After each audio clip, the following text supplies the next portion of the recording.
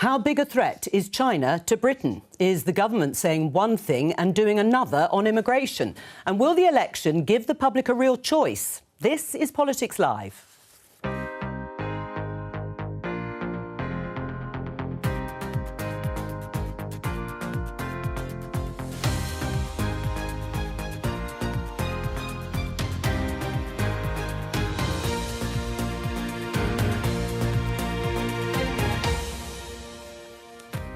With me today, Conservative Deputy Chairman James Daly, Shadow Culture Minister Chris Bryant, former Conservative advisor Anita Boateng and Novara Media's Ash Sarkar. Today, Britain points the finger at China over cyber attacks. So what are they going to do about it? China is behaving in an increasingly assertive way abroad, authoritarian at home, and it represents an epoch-defining challenge. You have to call them out, you have to stand up to them, and there have to be consequences. That is the only language that the Chinese government actually understand. Also today, is the government serious about cutting immigration? I think the Prime Minister has not necessarily assumed that it's an important issue for the British people. Are protests like this one outside a school a threat to our democracy? There are people in our country who are experiencing life-altering, freedom-restricting harassment. And in this election year, we ask, what is the difference between the two main parties? Let's start with China and this front page of The Sun.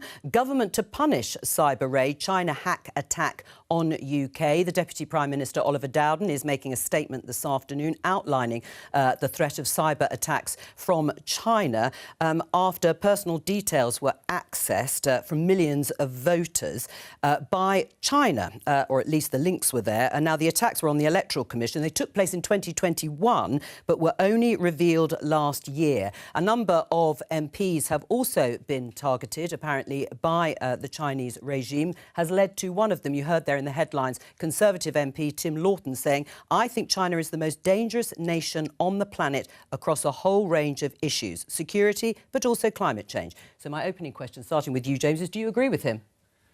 I think the greatest challenge to Western liberal democratic values is China, and whether that's Belt and Road or whether that is some of the things you've just been talking about here, Joe. I think they present the central defining issue going forward, and some of the horrific wars that we are seeing at this moment in time and the other conflicts in the world are related directly to that issue. So it's the most dangerous country on the planet? Well, I didn't use that phrase. What I'm saying is that China, together with their allies, especially Russia, present the biggest challenge to Western democratic values that we are going to see, and we therefore have to have coordinated action together with our allies to ensure that we are acting together against a threat, as well as dealing with internally through our security services the things that you've just been talking about. What do you think, Chris? Do you agree with Tim Lawton? No, I wouldn't use that phrase at all. I think we've got to have our eyes wide open about China, and some of what it's been up to over the last few years is very worrying. I'm slightly perplexed by why the government is acting on this today and at this particular moment, because much of this has been known for a considerable period of time. I mean, when I was on the Foreign Affairs Committee, we went to Beijing in 2019, I think, and we knew then that we were, people were trying to interfere with us and tried to catch us out and tried to do all sorts of dodgy things. Yeah. And we've known about a significant number of MPs who've been on a list and sanctioned by the Chinese state. And it just seems a bit odd sometimes that we swap around from wanting to work with China and then not wanting to work with China, and that, I think, is a mistake. A mistake, it's confused, or confusing, let's put it that way, at the best, I would say, Anita, because, of course, we still encourage Chinese investment, and we have large numbers of Chinese students here. So saying, admittedly, this is Tim Lawton saying this, the most dangerous nation on the planet, and there should be consequences. Where are you? Well, I think, actually, there's this narrative that the government has kind of swung wildly from pillar to post when it comes to China. But actually, there is quite a lot of consistency, actually, unfortunately, on both sides of the House about how to manage China, which is there's got to be a degree of cooperation and there's got to be a degree of challenge. And if you look across the kind of three pillars identified in the strategic review from the government and the three Cs that David Lammy has come up with, I find it hard to see that they're so very different. Let me finish, Chris. Of course. And then on to the second point, I do think, though, what has changed actually is China's behaviour. And what we are seeing, particularly post kind of COVID-19 and the pandemic and the information lack of sharing at that point, and the levels of ramp up in surveillance in particular, I think does require a slightly different approach to that. And I think what we're seeing today, just to say, I'm a former Cabinet Office Special Advisor, I've brushed up against some of these security concerns. It seems there's been a specific concern around Electoral Commission, which I think is a kind of step change. And it does take a while for people behind the scenes to work out exactly what roles other countries have played in that. Let me get Ash in before I come back to you, Chris. What do you think, Ash, generally about the approach? I mean, I think that if I were working for the Chinese government in Beijing and I was listening to the conversation in Westminster, I'd be rolling on the floor laughing. Because on the one hand, you've got all of this tough talk, we must beef up our national security, they're a threat to Western liberal democracy. And on the other hand, China is our 5th largest trading partner. Last year, we had over £60 billion worth of Chinese imports come into this country. And the Chinese foreign investment arm of the government owns more than £500 million worth of UK real estate assets. Right. So it seems to me we're doing the same thing that we did with Russia, which is we take the money, and then we wag our fingers, and then we're surprised when that's not actually having an impact. Well, should we stop taking money from China? Well, we should. I think they need. I was going to say James, and then sorry, I was looking at James. I realised you couldn't see. Sorry. I'm not saying that. I'm saying, and I understand exactly the point Ash is making in respect to that. What I am saying is that the challenge that is put in terms of the impact, as we are seeing potentially on the democratic process, the undermining of national institutions. I was lucky enough, Jo, to go on a cross-party trip to Washington recently. When I was asking what is the major geopolitical issue facing the United States, every single lawmaker, whatever party they came from, was China. And one of the things when you're answering the question, or when you're considering this question, is what is the Chinese end game? Is it expansionist in terms of the policy that they're doing, or is it the preservation of their internal economic model? And to understand how we should act, I think that's a big question lawmakers in this country should consider. So it's a big threat, but you'll take their money, is what it comes down to. Not about taking it. Well, but you're having investment. Well... So some of it is really problematic. Some of the investment there was so for instance, in relation to Huawei, I thought it was ludicrous that it took so long for the government to realise that there was a security issue for the UK allowing Huawei to play such an important role in our telecommunications. Now, there's a similar issue now in relation to the Three Vodafone merger, which is being looked into at the moment. I think we have to have a single China strategy, not different strategies that don't meet together. And this is, I don't know whether you remember, but Liz Truss came before the Foreign Affairs Committee and we said, when are you going to publish the China strategy? And she didn't know that there was going to be a China strategy. They still haven't published a China strategy, and that's, in truth, what we need to do. James is absolutely right in one sense. Look, we've not been robust enough about what's happened in Hong Kong and the clear flouting of the original agreement that there was with China. We haven't stood up for human rights in relation to the Uyghurs in China. Quite often, we just surrender all of these things when somebody comes along with a big checkbook. Well, exactly. So should we stop it? Well, I think, as I say, I think we need to be very clear, as clear, frankly, as the Chinese are being in relation to, because they have a strategy.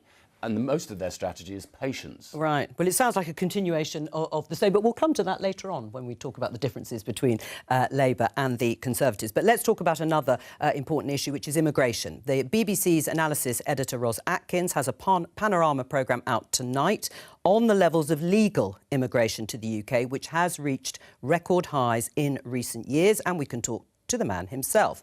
Hello to you, Ros. Your programme is called Immigration, the UK's Record Rise. What's led to it?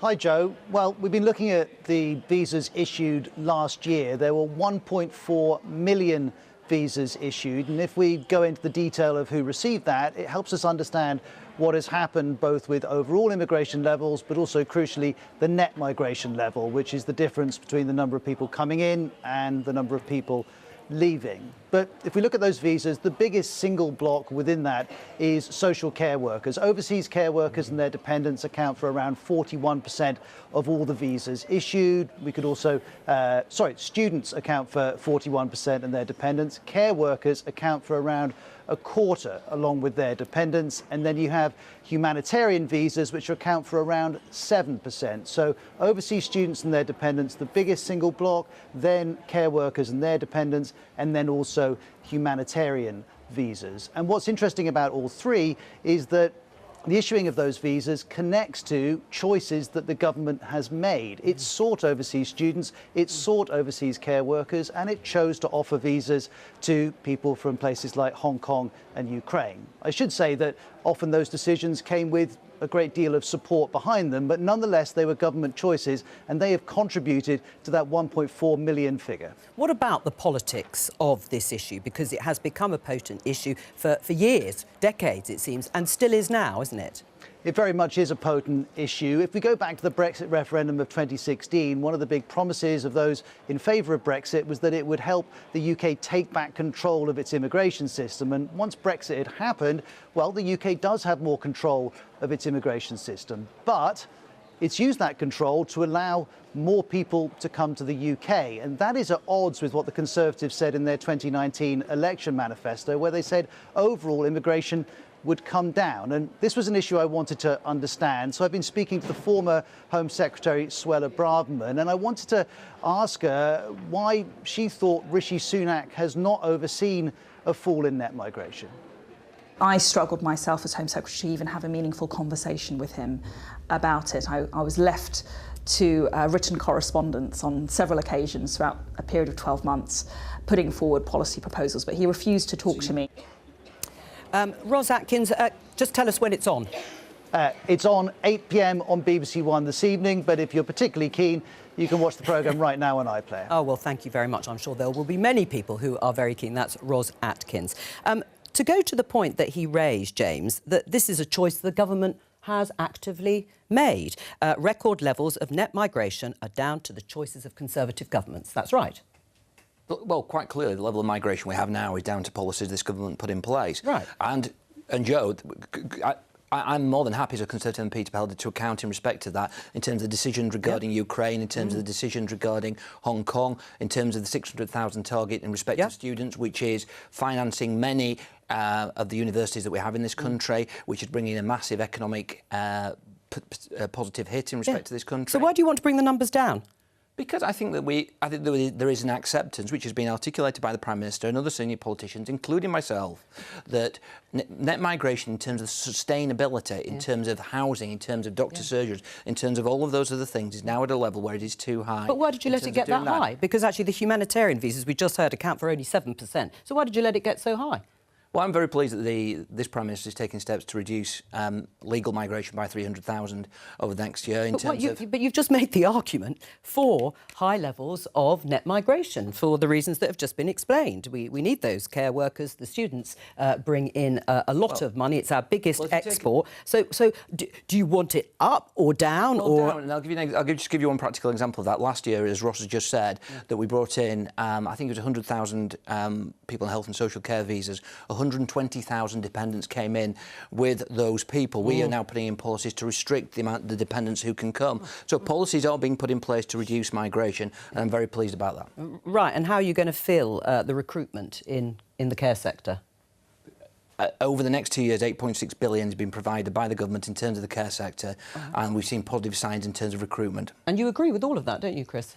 Well, I agree with one particular point, and I do so because of what I've experienced in my own constituency. So I think it was absolutely right to stop the dependence of students coming to the UK. We had a particular problem in South Wales where lots of people were coming to the local...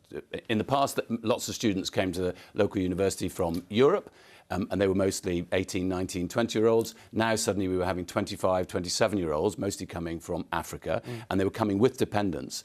And there was literally no housing for them. We've been fundraising, charity, just to make sure there's a bit of carpet on the floor in some of the properties that these people have been living in. So I think that has been a good thing that the government has recently announced, that dependents for students will not be able to come. But I don't think there's a long-term strategy here at all at the moment.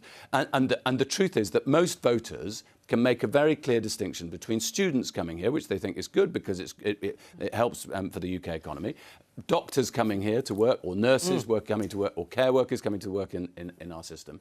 What they don't like is the illegal migration into the UK. Well, we're talking about legal. We're talking about legal migration. I accept that people don't like illegal migration because they think it's unfair. But on legal migration, record highs at the moment, and they take the examples of students and people working in the care sector. How do you change that? I mean, let's all first be honest about what the government's been doing, because it's obvious to anyone with half an eye to see. We have had a ailing economy for quite some time, and part of the way in which I think recession has been disguised has been boosting the population numbers, because you can conceal an overall decline in GDP per capita by boosting GDP by bringing more people into the economy.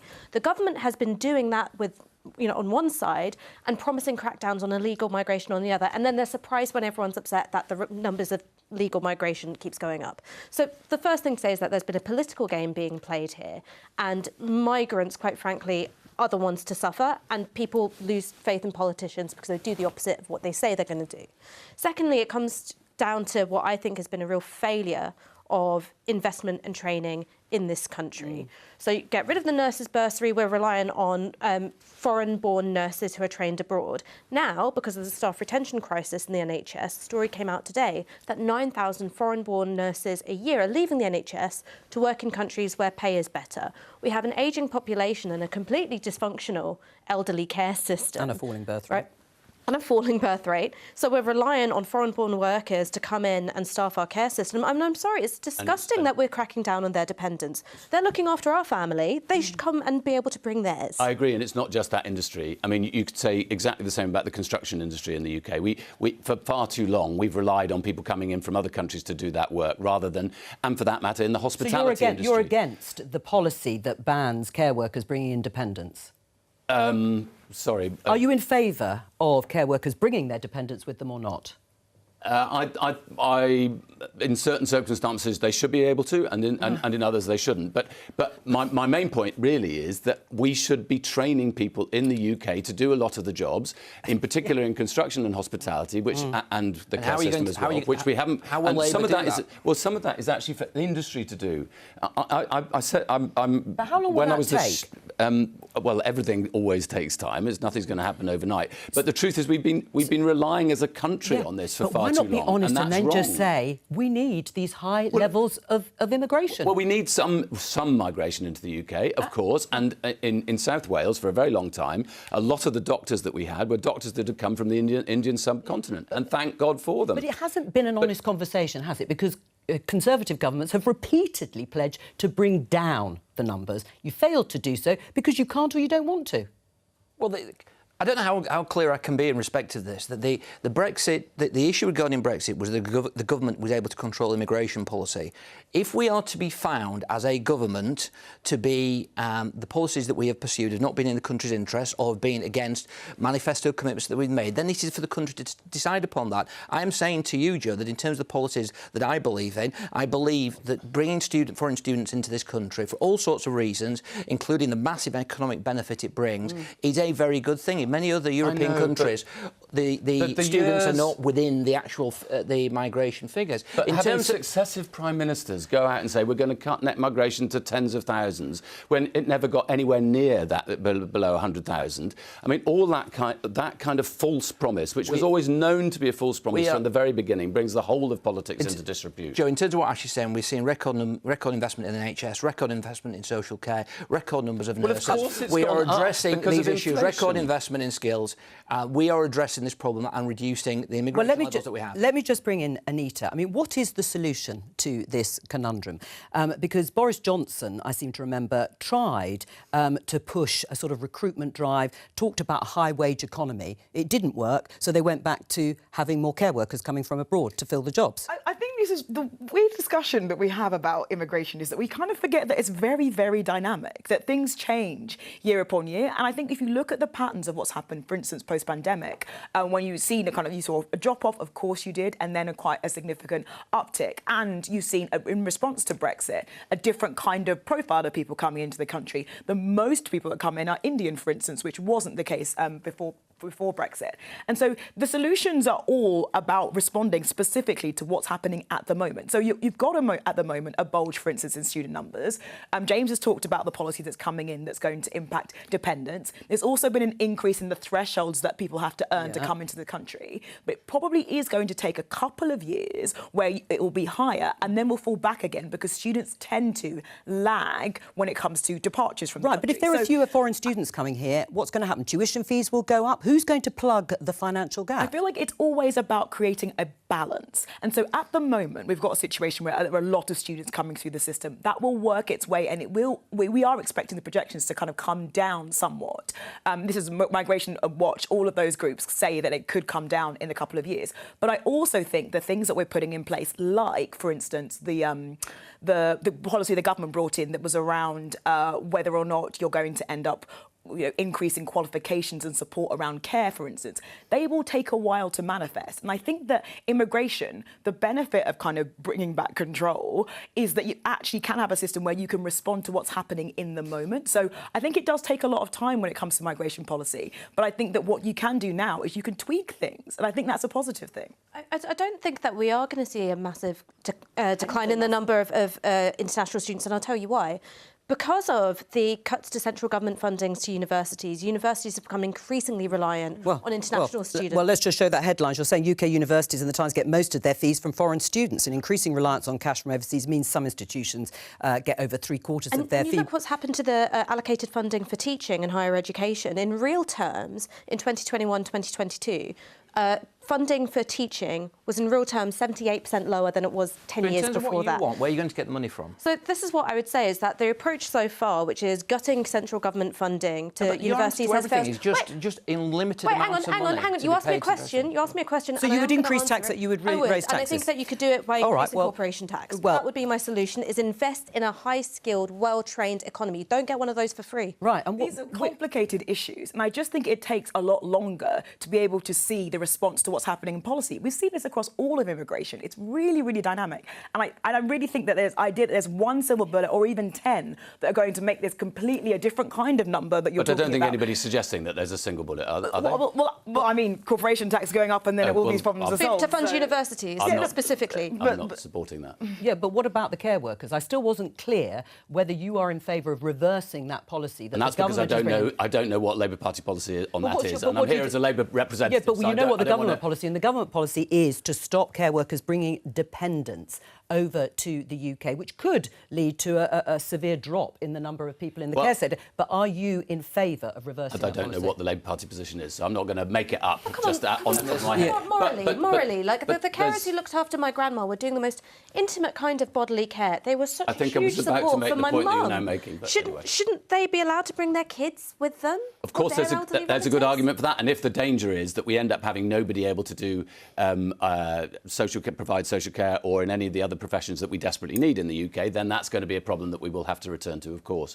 I get that. But my bigger point is, it seems to me we're living in a fool's paradise at the moment because we want our universities entirely to be funded by foreign students, and then we want not to have lots of foreign students in the UK. But, incidentally, there is an issue in relation to Chinese students in UK universities because Confucius institutes and the way many students, this is well documented, have been effectively tasked with spying on other students. Many of them have been closed, I think, haven't they? Indeed, they have. But that's one of the elements that we have to be very careful about because, of course, it's great in a university that when it's got lots of foreign students, that enhances the level of education and just because there's a mixture of people there. Yeah, but what would you do if you had the choice? If Labour become elected later this year, what will you do? Will you put more curbs or stick to the curbs on foreign students bringing in dependents? Yes, we'll keep with that. You will keep with that? I said that earlier, yes. Right, sorry, I missed that. And I say why, because the situation I've experienced in the wrong, so how will there was no housing for people, and that's just,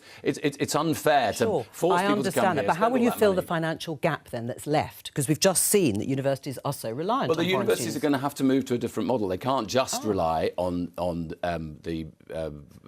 endlessly on large supplies of university students from overseas. But I do want to say it is a major export for us as well, university teaching, and that's which we shouldn't let go of. All right, let me just show you. This is for the panorama this evening on BBC One. at 8 o'clock, and it's already available on the iPlayer now. That's immigration, the UK's record rise. Let's talk about this headline from today's Independent newspaper. It says, levels of harassment pose serious threat to our way of life, says advisor. A protest ban outside schools is included in a review to be published by the government's independent social cohesion advisor, Dame Sarah Khan. She talks in her review about free speech being threatened by a dangerous climate of harassment and censorship. And you can see here a protest outside a school that she cites. It was the case of a religious studies teacher in Batley in West Yorkshire who went into hiding 3 years ago after showing a caricature of the Prophet Muhammad during a lesson. Let's take a listen to some of what Dame Sarah Khan said earlier. This is a much more broader problem where what my review is showing is that victims like the RS teacher is a victim what I have termed as freedom restricting harassment, where people in our country are experiencing or witnessing threatening, abusive and intimidatory harassment, which is then leading people to self-censor out of fear for themselves or for their loved ones. That's Sarah Khan. Do you agree, Anita, that there is a climate of harassment in this country, that people are self-censoring, don't feel they can say things for fear of backlash? I do think that there has been something that's shifted in our debate. Look, we've had two discussions about China and about immigration, where broadly we're actually in similar places about some of the tensions and trade-offs that have to be taken.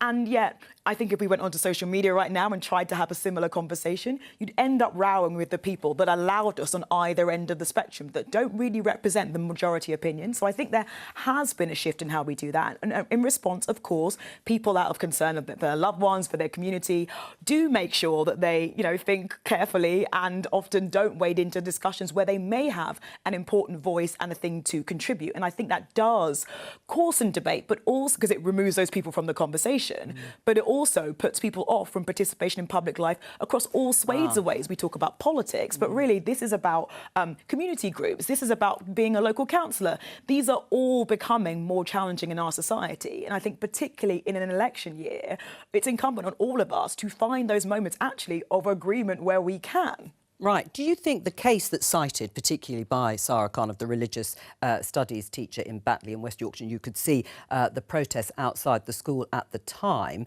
and that teacher felt that they couldn't come out in public. Does it speak to a wider culture of harassment? So I think the first thing is that I'm unsure whether you'd need new powers in order to deal with that specific issue, which is where you do have threatening, harassing, intimidating behaviour. That is against the law, and police should have the powers to disperse those protests. And if they don't already, I'm not sure why they wouldn't be able to disperse that. No, because Sarah Khan said that the way that they would be able to do that teacher was said to have been failed by the school, the local authority, and probably the police. And being forced into hiding for what you've taught in a classroom is completely wrong. It is completely and utterly wrong. And for me, it's about a balance between freedom of speech and expression, even where I think some of the protests are wrong-headed, and making sure that people are safe to do their jobs. And clearly something went wrong here, and I wonder if it was in not using the police powers that are already there. What worries me about reports like this is that it doesn't take a look inwards at the culture which has been fostered by politicians and indeed journalists. Just in November, my mum was attacked on the way home from a pro-Palestine protest. She had a placard and it said Love March on one side of it, and on the other side it said how many children had been killed in Gaza. This was when Suella Braverman effectively whipped up a far-right mob who had been conned into thinking they were protecting the cenotaph. And these men shoved this placard into my mum's face. She's in her 60s, right? She's a retired social worker. She's done no harm to anybody. And the thing that upsets me is that we have these moral panics about the impact of the mob, and we don't look at who's whipping it up, because often that's very powerful people, safe from their perch, in newspapers and in Westminster. All right, well, let's get a response. What do you say in response to that particular story, anecdotal or ever? In terms of the story in Batley, that's absolutely horrific. And where I do agree with Ash is there's two things. One is in terms of the protection that the police should be giving to somebody in that particular situation, and also the employer in respect to that. Jo, at the start of this, you said, have people been self-centring? Yes, people have been self-centring for years and years and years. And that is not just politicians, that is people at home leading ordinary lives. I meant to Ash's point about her mum on that. Ash is very... When you talk about social cohesion and then start saying that basically all the problems come from one particular perception of politics. There are extremists. Well, if I can answer the question, there are extremists on all sides of politics. Those extremist behaviours cause grave concern to people across the political spectrum and people who are not interested in politics whatsoever. What I'm interested in is this: what is the unifying factor, Joe? If social cohesion means anything, what is it, no matter your background, your circumstances, your race, your different political view, that is going to link us all together in a shared common endeavour? Right, and the point that's being to be positive living together. But the point being I don't made think this report is necessarily addresses that. Have politicians been responsible in Absolutely the language? Not. Yes, of course they have. On all sides. It's not just Conservative politicians, but I think, Theresa May's vans that she sent out when she was Home Secretary, I mean, that was yet another sign of trying to stigmatise a particular set of people in the country, and I think that was very bad. But I do want to issue a word of caution about this report, because I think I'm the oldest person on the panel here by some way. We can agree on that, Chris. We agree on that. Good, excellent. We've got unity on this. But I remember the most difficult time I had as an MP in terms of being harassed and attacked, and my house attacked repeatedly, was during the fox hunting debates. My house was targeted many, many times, and on one occasion I had to. I was chased down a street in Cardiff by 150 people. The police had to chuck me inside a van and so on. So I'm conscious that this has been around for a while, but the bit that has got really nasty, I think, in recent years, is that social media has. I mean, it's like reading what used to be written on the toilet wall 30 years ago, except it was wittier 30 years ago on the toilet wall. Right. And today, I think people have created this echo chamber in which they live, and they wind themselves up. It gets much, much worse. I do think that there are certain circumstances where Conservative politicians in the last few years have antagonised this world. Right, well, let James respond to that, since it's Conservative politicians that Chris is talking about. I think it's absolute nonsense. I think that there are. Joe, there comes down to this, doesn't there? That people are entitled, surely, to express their genuinely held view. You may not disagree with it, and as long as that view is not breaking the law, they are entitled to put that forward. So in terms of that censorship, that politicians, especially on the left, as you've heard on this panel, they would attempt to censor the views of people who are simply putting forward the views of millions of people within this country. Okay. And that is the calling card. Well, hang on. No one can make claim to representing millions and millions of people, but actually, just to broaden it, Sarah Khan says this is not just about politicians. I mean, that is well documented, doesn't mean it's easy or right. Joe, but hang on, let me just say what Sarah Khan is talking about: individuals, talking about people generally in society, like your mum, not able to express themselves for fear of reprisal. But I'm not quite sure how you solve that problem in terms of social cohesion.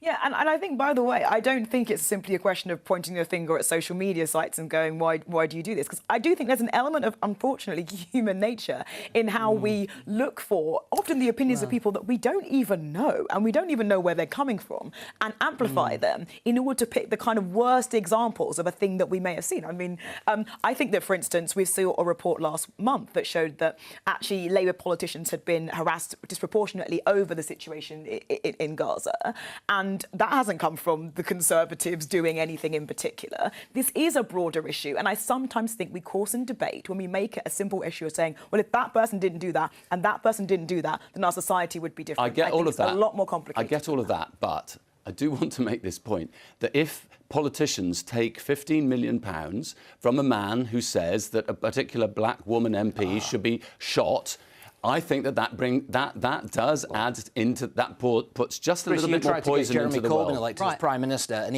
your party had certain views which I think the whole country called into question. So talking from an alleged moral high point on this is not really where the Labour Party needs to be, I don't think. What about the specific proposal from Sarah Khan? You alluded to it, about an exclusion zone of 150 metres, I think, around schools, for example, so you don't get that direct intimidation. And I think the government has obviously discussed this idea around abortion clinics in the same way. Would that be some way to sort of separate some of the anger? So around abortion clinics, I'm fully in favour of a buffer zone for protests. And the reason why is that you've got people who are going through a medical procedure, it's deeply personal, and there are privacy concerns, right, if you've got protests immediately around the clinic. When it comes to schools, I think these examples of protests, which clearly were threatening and harassing, they should have been dispersed. I'm worried about a blanket ban on them. The reason why is when I was, now centuries ago when I was a school student protesting against the war, me and my friends would do little protests outside of our school. Like, that shouldn't really be dispersed by the cops. There are all sorts of legitimate ways in which protest can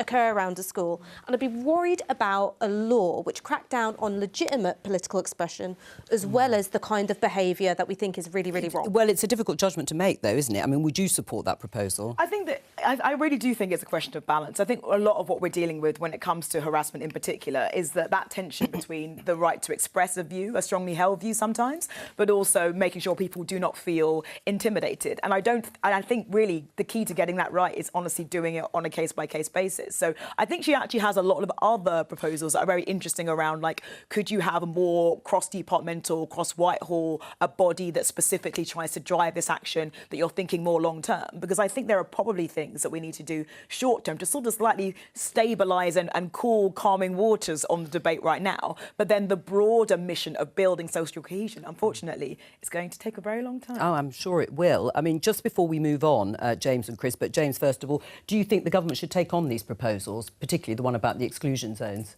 Well, the government are going to respond in due course, and we'll see what they have to say in respect to that. Yeah. What I think is that there are two issues. One is what Ash has been talking about in terms of enforcing the laws that we have in these circumstances, which are very, very important. And the other one, as I said, is establishing what it is that links us all together in a shared common purpose for the good of everyone in this country. I've read the report. I'm not sure that's outlined in the report. Chris? I'm not sure that the new powers are necessary. I mean, the police already have substantial powers in this area, and in fact, they've been reinforced in the last couple of years.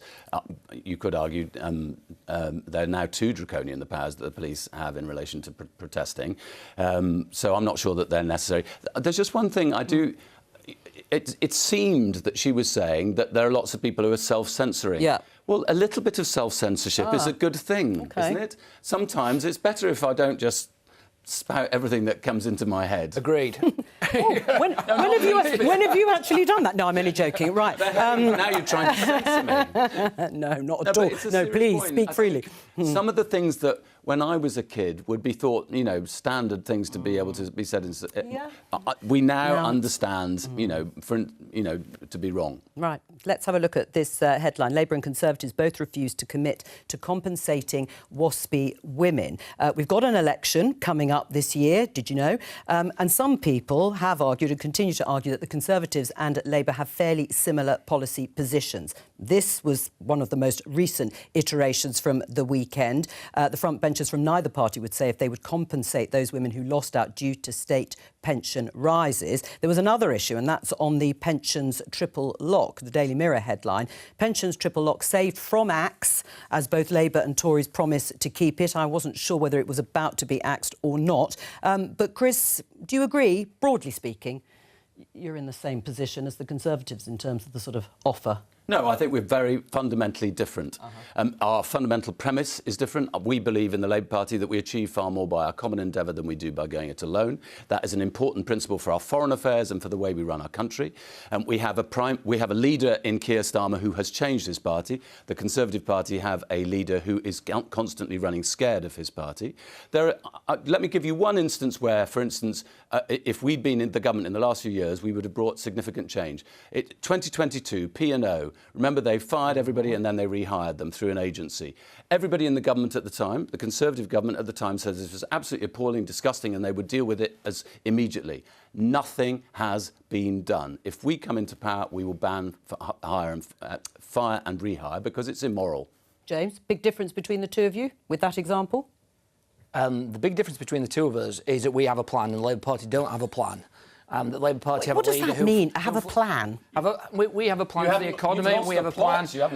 We have a plan for reducing inflation, we have a plan for tackling illegal immigration, we have policies in place which are creating positive outcomes for this country. Nothing from Labour. The only thing that Chris can say is something, an important issue, it was 2 or 3 years ago, because they have no policy, they have no plan, they can't put forward anything to cover the black hole in their finances. There's no black hole in your finances. We don't have a black hole, we have a plan that's working. Let's go back to your your supposed plan on tackling illegal immigration. You've got a backlog of 130,000 people What's who your plan, haven't been Chris? estimated. What's Labour's plan? I'll come to it in 1 second. But you've also wasted £500 million on a plan, supposedly, according to you, it's a plan, which the Prime Minister, when he was Chancellor, didn't want to fund because he thought it was Go on, tell us what your plan was is. nonsense.